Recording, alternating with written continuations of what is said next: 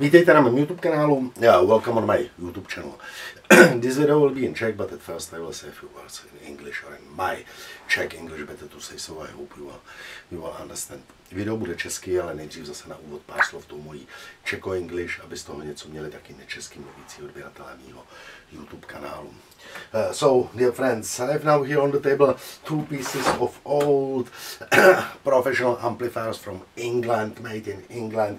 This video will be about this Torque T250SK and the 50 plus 50 watt stereo keyboard amplifier, and this is the same case like with this piece in my previous video. I've connected it for the first time after many years. I found them about 1 hour ago in front of my listening room, backside it was there. They were there at least 10 maybe 15 years, and the only activity of this amplifier when I connect it to the electricity, I switch on, I've connected the speaker boxes.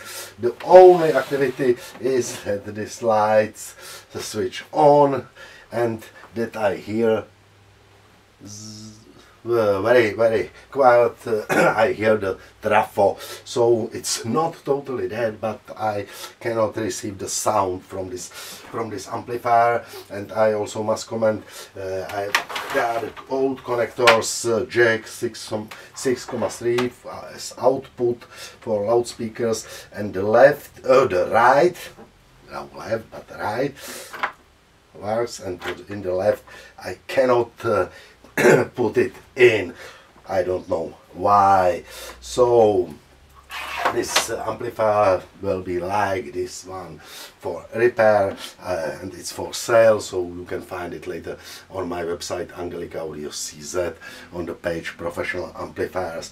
I will not open it, it's pretty heavy, so it's full. The trafo I can hear, so trafo is okay, but so it's sometimes pity doesn't work. So, and as it is usual, I will make detailed photos from all sides, so at the end of this video you will see photos. So thank you for watching, thank you for subscribing to my YouTube channel, and now I will go on in Czech. Tak, přátelé, tady máme další profesionální anglický zesilováč Torque T250SK a situace je v podstatě v bledě modrým stejná, téměř stejná jako tady u tohoto Carlsbro Cobra PA100, který můžete vidět v mém předchozím videu. Tenhle ten jsem zapínal, připojoval, tak nějak zapínal v rámci videa. Tenhle ten a nedostal jsem z něj zvuk. Tady situace v bledě modrém stejná. Jedinou činnost, kterou vykazuje momentálně, je, že se rozsvítí kontrolka a že slyším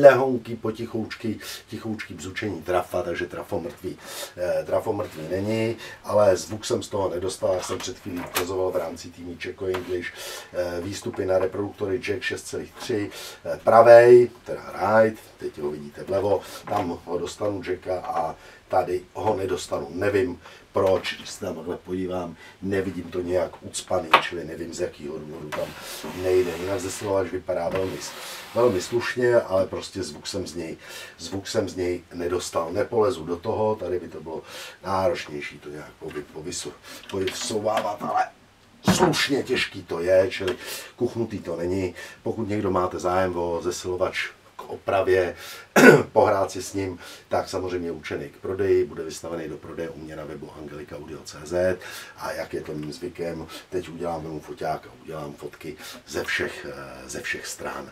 Takže díky za pozornost a podívejte se na detailní fotky. A ještě, co jsem zmiňoval v tom předchozím videu, ne v tomhletom, nikde jsem nenašel, kdy se tyhle zesilovače vyráběly. Jo? Podle mě to je zhruba polovina 80, podle vzhledů a podle konektorů. Na 70 mně to přijde až moc moderní a na 90 už zase díky tomu připojení moc starý, takže já bych šacoval někdy kolem polovičky 80. To jsem nikde na netu nenašel, jsem před chvílí kouknul na rychlosti na net, zesilovače jsem tam našel a nikde není uvedený, kdy byly vyráběny, takže jestli víte, kdy to bylo vyráběné, písněte mi to do komentáře. Takže díky za pozornost a podívejte se na detailní fotky.